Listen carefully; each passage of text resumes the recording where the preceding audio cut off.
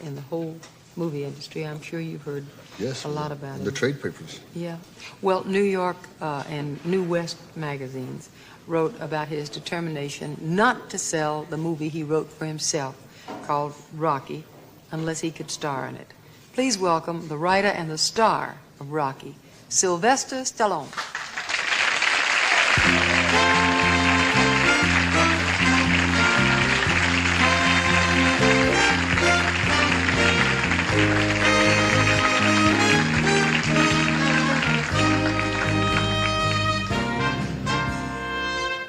So wonderful in that Well, movie. thank you. Thank you very much. Really an incredible movie because it starts out so simply and it's gentle.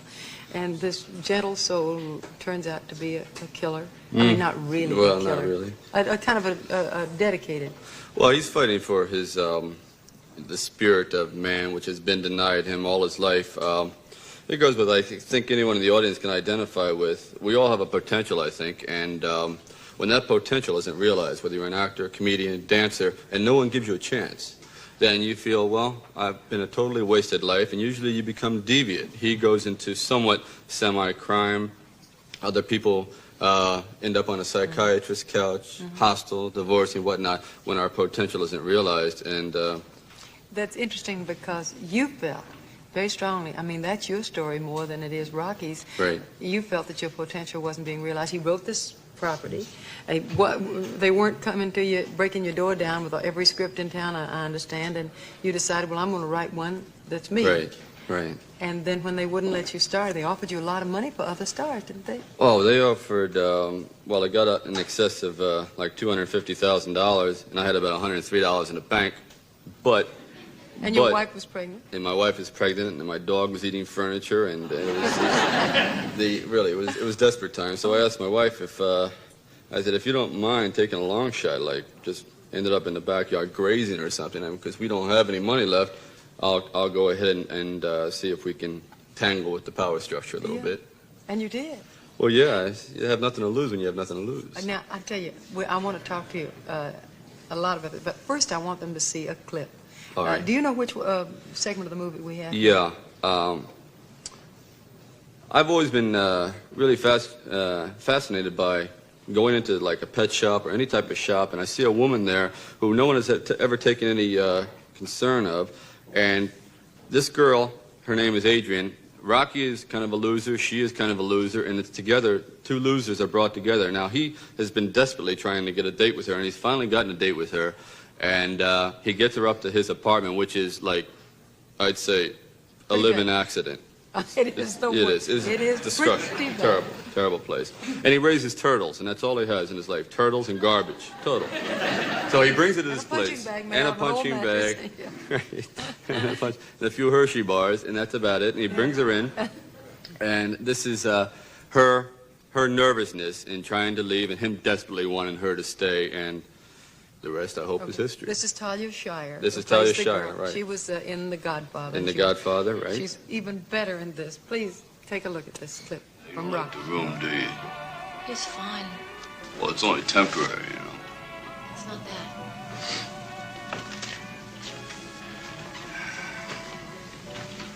What's the problem? You don't like me? You don't like the turtles? What's the problem? I don't think I belong here. It's okay. I don't belong here. Well, you know, it's okay, because you're my guest. You know? I don't know you well enough. I've never been in a man's apartment alone. Well, they're all the same, you know.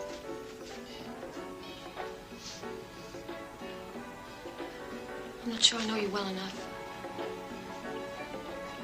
I don't feel comfortable. At your age, you know, I ain't so comfortable either. I should go. Don't go, please. Don't go. Don't go. Don't go. Don't go. Do me a favor. What? Take off these glasses.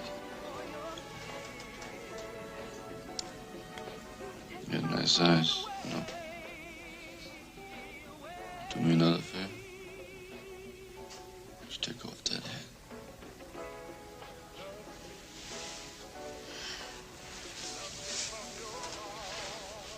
always knew you was pretty. Don't tease me.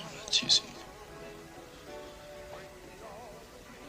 I ain't teasing. I want to kiss you. You don't have to kiss me back if you don't want. I want to kiss you.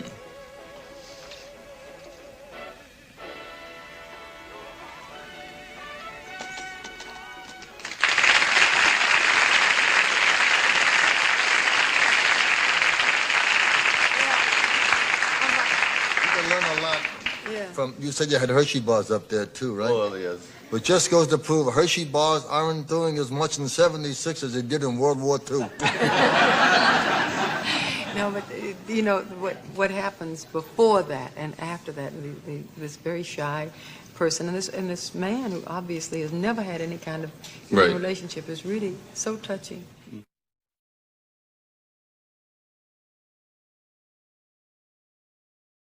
I was with him the night that he beat Jersey Joe Walcott. Let for me the tell title. him. Can I tell him who you're talking about? Talk about Rocky Marciano, who I realize we both idolize. Yeah. But can I tell you a beautiful incident about the man? I was with Rocky Marciano in Reno, Nevada. And Rocky, I think, pound for pound, was one of the strongest punchers that ever lived. And as we walked in to this nightclub in Reno, some guy about 6'7", weighing 380 pounds, walked over, and he said to Rocky, "I could wipe up the floor with you in a minute." And Rocky turned to me and said, "Didn't I tell you when we walked in there was one guy here that could take me?" And that guy walked away so proud. No fight, nothing took place. Yeah. Beautiful, beautiful. I used to do road work and all with Rocky. I loved him. You did? Sure, up at Grossinger's. Mm-hmm. Yes. Nobody worked harder. Nobody. Rocky used to take 20-pound weights and punch them underwater in the pool. I saw him duck walk 30 flights of stairs as part of his training program. Duck walk, you mean down with bent knees? What? No, I meant... Well, I don't... Of course I meant... It's tough to do this show. It's tough to do this show. I have never trained for a fight, but I'm going to work on it. He ate He's doing pretty 24 good. eggs, 24 eggs a day, and he ran 19 miles, as much as 19 miles to train Right. for that movie, every day. Not 19 miles altogether, 19 miles a You day. ate 24 eggs about 19 miles? Yes. Isn't that a long way to run just to get rid of 24 eggs? No, but I mean, that would certainly handle the cholesterol, He's in running great 19. shape. Yes. Well, you worked, I mean, he really put himself Well, through that's the bruising. thing. If you're going to play a fighter, it's not. You really have to live it. Or I think the audience now is so discerning and so attuned to what's happening. You can't cheat them on film anymore. No. You can't just like the older fight films when the actors only had like a week to prepare. They couldn't train, so we just learned in for about A lot of 8 guys months. who played fighters did not know how to use their hands. John Garfield in Body and Soul did not. William Holden and Golden Boy did not. But the one guy who knew, he played in a picture called Winner Take All, James Cagney. He knew Yeah, how to sure. throw punches and hold his hands. He just naturally knew how to move, Right. period. Yeah. But the interesting thing is that he did all of these things on screen that the fighters have to do in that fight at the end, which you choreographed, it says on the credits Right. there, was incredibly real, and I don't think you had a double in that very much, did you? No, we couldn't afford a double. We couldn't even afford lunch. So It was a very low But did budget. you get money for this? Now I'm confused. I thought that you turned down $250,000. Right. You have to understand that You they turned were, it all down and invested your own money? no, just to work for minimum. Like we have a minimum actor wage, and Right. minimum screenwriting. No, Joey doesn't understand the basic thing. He wrote this script. Yes. And every studio said yes, or 2 or 3 studios said, yes, I would like to buy it, but I have a star in mind that I want. He said, no, I wrote this for me. Right. And if you'll take me, I will work for scale. So he trained himself, and he held out until Right. Chardoff and Winkler said, yes, we're going to go on that basis, and they wouldn't consider anybody else, Right. and let him star in his own film, which he had written for himself, instead of taking some of the big-name stars who would have trained and They're still taking quite a chance. I mean, in their minds, right? Well, sure. But their budget was very low because, you went even under the budget that had been Oh, yeah, we came in about $10 under. $10 on it. Went out and bought a house. Well, Didn't use any rosin, right? We- Save $10. oh, sure. What was the reaction when you first told the studio that they couldn't have that wonderful script for all that money unless they used you in it? Well, I pulled up to the studio in a 63 Olds that had, it was painted rust. You know, it was nature had painted Right away, it. you're in trouble. Right away, they thought I was there to do the windows and empty the trash. And when I asked for the money, they thought it was a joke. They thought it was a one-liner, like I was just in there auditioning to do Woody Allen movies. And the more I stuck to it, I think the more worried they became. Then they said, well, what the hell, let's show a little pioneer spirit. And it went up to Arthur Krim at the top of UA, then all the way back down again. They said, okay, let him go. We'll give you $1 million if you go over. That's too bad. And the producers put up the mortgage, their homes, their cars, the locks, the bagels, everything was out. You know, they just put it all on the line. And luckily, John Avildsen brought in what I think is going to go down as truly an extraordinary piece of work, since it took 28 days, and I think it takes longer to hatch an egg or something. Sure. You know? 20, hatch an egg, yes. Yeah, really. And you ate 24. I can't get over that. I watched that. Well, I walk strange from now on. Yes, I do. I find myself sitting on a lot of beach balls, you know. But they didn't hatch, right? Right. No. Wait, you talk about John Avildsen just now, and he's a fine director. But now with the writer and the star there on the screen, didn't that put an unusual amount of pressure on him? Oh, yeah, it really did. The odd thing is there was one picture taken. I wish I had it now. It's the 15th round, bloody and gored, and nose is hanging in my ear. And then he said, listen, could you rewrite the love scene for next Thursday? So they stick a giant big pen in my glove, and it's claw shot. And this is what the whole thing was maneuvered like that. So it was, I think that's what brought the movie to actual fruition. It just came to a head because everyone had nothing to lose. All the actors in it, there are no names really except for Burgess Meredith. John Avildsen was he was borderline. No one had really seen what he could do, and now I think he'll surface as a major force. It's one of the finest things Burgess Meredith has done in years. And he's just wonderful in it. Oh, yeah. He plays a 76-year-old trainer. This is his last chance, and he's really treated everyone's last Whitey chance. Bimstein, Right. who worked in Rocky's Corner, Yeah. is now almost that age, and he still is down at the Olympic boxing arena. Now, there are two things that just brought up two things that we didn't mention before, that Rocky in the movie, his idol, Rocky Marciano, has a picture over the mirror, and he stands there, and the stance is exquisite. But the gym scenes that you had were so authentic. Were you a boxer before? Had you worked out? No, I just always had an overly aggressive mouth. Oh, and that didn't take you into gyms or out of them. No, but it sure kept me in supply of fisticuffs and backyard pugilism and all that. But this drab, noisy place. It's the noisiest place. If you've never been in the gym, it's a whole other world, right, Joe? You go into a trance. It's the bags and the pounding, and that's just what I always felt was missing from other fight films. So we incorporated that. And there was one scene. Rocky Marciano's manager, at times, when Rocky would say, "Listen, I'm a little tired," would haul off and hit him right in the jaw. Bang! You treat him like a young caveman.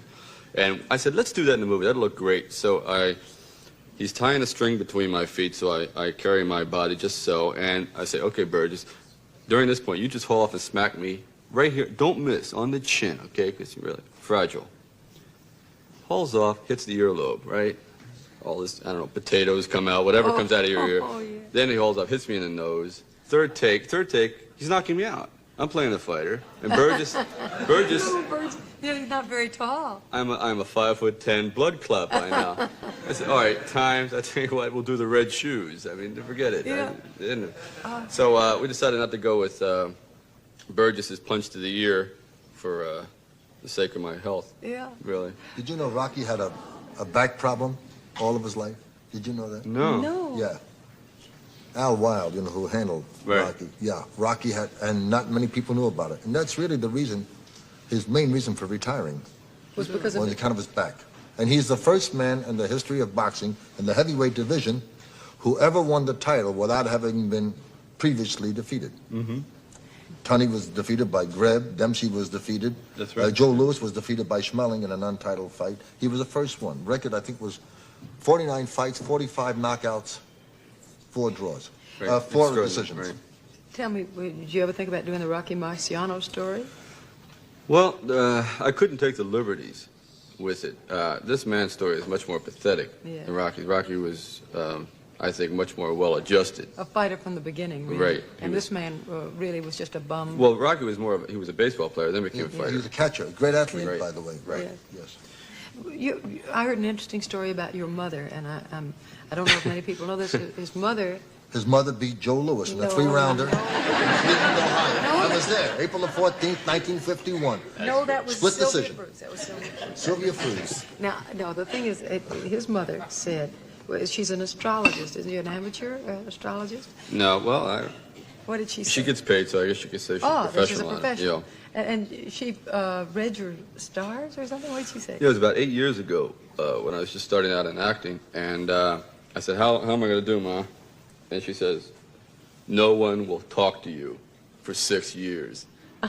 She said that? So I said, what do I do? Just disconnect the phone, nail the door shut, and get a job as a zookeeper. I didn't know what to do. But she says, you will be a writer.